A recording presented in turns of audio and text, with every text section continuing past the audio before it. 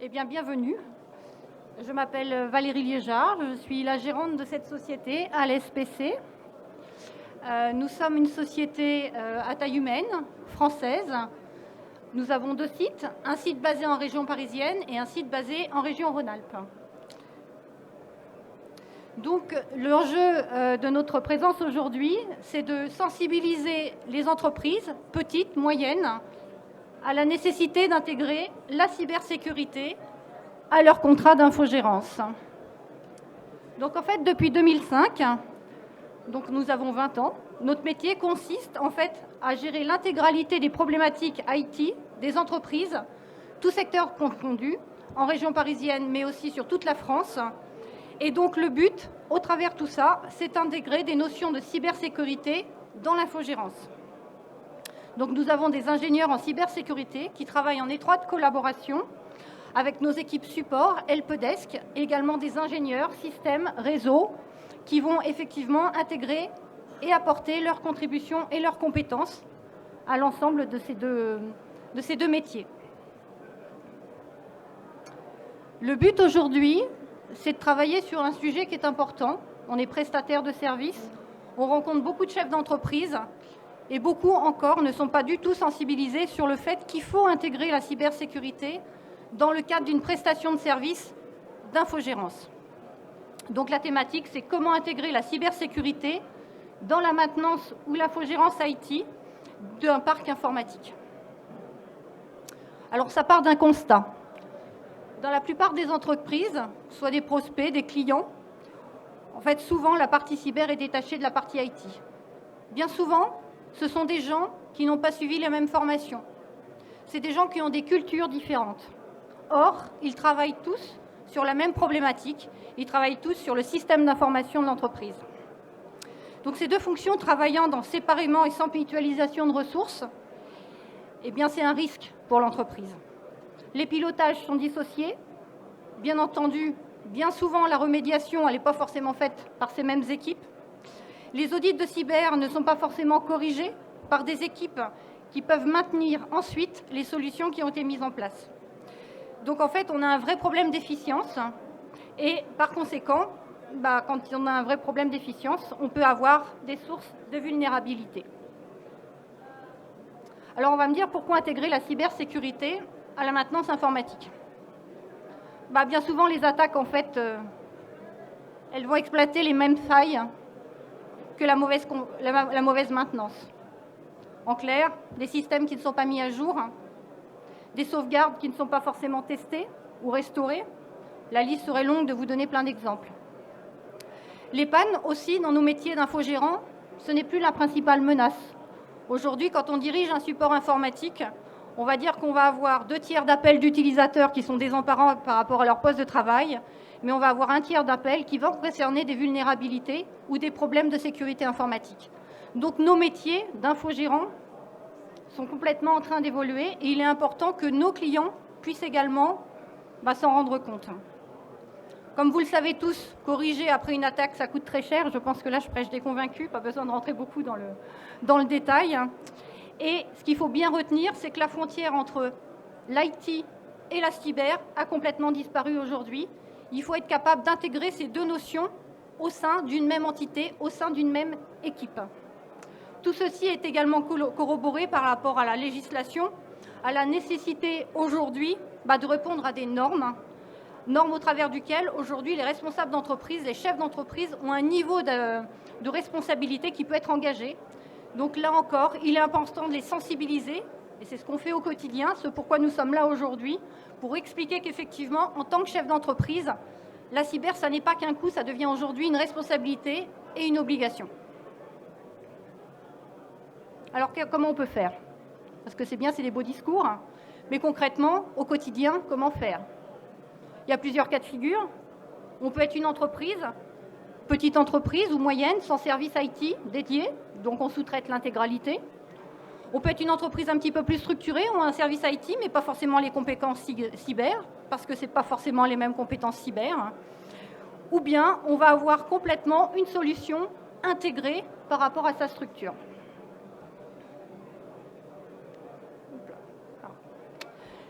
qu'il faut travailler au travers de ce graphe, que vous retrouverez d'ailleurs dans notre stand, on est juste à côté, c'est qu'on va pouvoir intégrer différentes compétences. À la fois des compétences d'expertise IT, c'est-à-dire des gens qui vont être spécialisés dans du système, dans du réseau, qui vont être spécialisés dans des migrations, hybrides, cloud, on-premise, ce que vous voulez, et qui vont travailler la main dans la main avec des ingénieurs en cybersécurité et qui vont pouvoir, au travers de ça, faire un certain nombre de tests, d'audits et de mettre en place des solutions dédiées TPE, PME, le tout pouvant être maintenu par une cellule de support IT et cyber qui va pouvoir être formée et maintenir l'ensemble des systèmes qui vont être mis en œuvre. Donc ça veut dire quoi? Ça veut dire qu'un utilisateur va nous appeler pour une problématique IT, un utilisateur va nous appeler pour une problématique de sécurité, et une seule et même cellule va pouvoir amener à la fois une solution, une détection et une réponse en fait à la problématique qui va être la sienne. Cette notion d'intégration va nous permettre d'avoir les meilleurs résultats. On va parler des SLA dans nos métiers, de moyens, alors pas forcément moyens de résultats, on va dire, mais surtout d'une solution et d'obligation de moyens.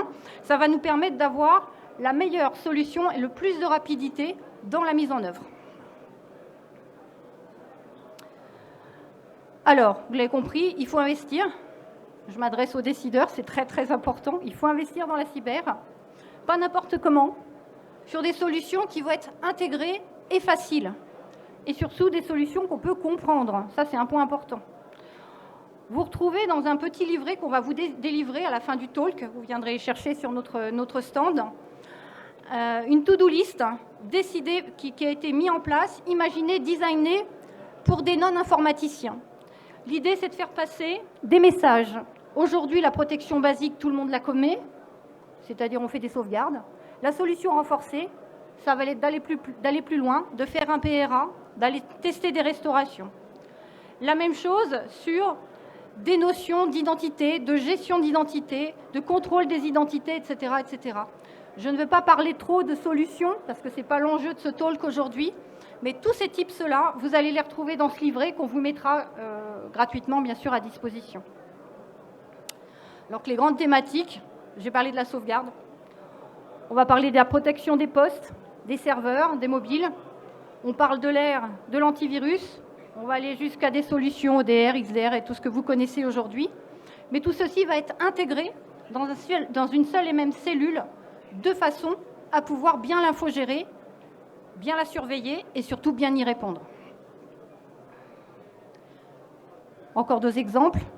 La gestion des identités, des accès, de ce qui est normalement, ce qui devrait exister dans chacune de nos entreprises, à minima, le niveau basique, et ce qu'on devrait mettre en œuvre de façon beaucoup plus renforcée pour qu'effectivement on soit serein par rapport au risque cyber. Et là encore, manager, infogérer par une seule et même cellule. On parlera de la sécurité de la messagerie dans les mêmes conditions, avec des solutions de SPF, des KIM, des marques. Je ne suis pas là pour faire l'apanage de toutes les solutions possibles, mais le but, c'est de trouver la solution qui convient à l'entreprise et que cette solution puisse être mise en place par une même cellule et infogérée et maintenue par la même cellule. Je vous inviterai à aller chercher effectivement ce livre blanc. J'insiste parce qu'il a vraiment été fait et validé par les grands acteurs du marché. On s'est appuyé sur des éditeurs, on s'appuie sur des solutions de souveraineté, qui ont une souveraineté numérique, en fait, qui sont des solutions, européennes. Donc c'est important que vous puissiez effectivement les retrouver dans ce livre blanc. Donc en fait, vous l'avez compris, si vous maintenez sans sécuriser, vous allez exposer votre entreprise. C'est-à-dire que vous allez permettre à l'IT de fonctionner, mais vous ouvrez des portes, en tout cas vous laissez des portes ouvertes. Donc il faut vraiment passer d'un système d'infogérance classique à un système d'infogérance, on va appeler infogérance sécurisée, packagée à la taille de vos structures. Pas besoin d'être un grand compte ou d'avoir beaucoup d'argent pour avoir ce type d'infogérance. Le but, d'avoir la solution qui vous correspond, qui est sur mesure par rapport aux vulnérabilités que vous avez et au niveau de protection dont vous avez besoin, en fait. Donc, quelque part, on va passer d'une approche beaucoup plus, on va dire, réactive, j'ai un problème, j'y réponds, à une approche beaucoup plus préventive et proactive. On va surveiller, on va corriger et on va maintenir. C'est vraiment ces 3 mots-clés qu'il faut vraiment retenir au travers de ce travail. Donc, c'est cette infogérance qui est sécurisée qui va nous permettre aujourd'hui de pouvoir garantir une continuité d'activité. Voilà. Aujourd'hui, un parc, ce qu'il faut comprendre, c'est qu'un parc informatique qui n'est pas corrigé va fonctionner. Ça ne l'empêche pas de fonctionner. Mais il est vulnérable. Et vous pouvez être porteur, en fait, de tout un tas de vulnérabilités vis-à-vis de vos clients, de vos fournisseurs, de vos prestataires. Donc c'est important, effectivement, de bien protéger l'ensemble de ces paramètres. Alors, vous avez peut-être tous un infogérant, ou pas. En tout cas, ce qui est important, c'est de savoir quels sont les engagements. Ce n'est pas simplement un petit contrat de maintenance.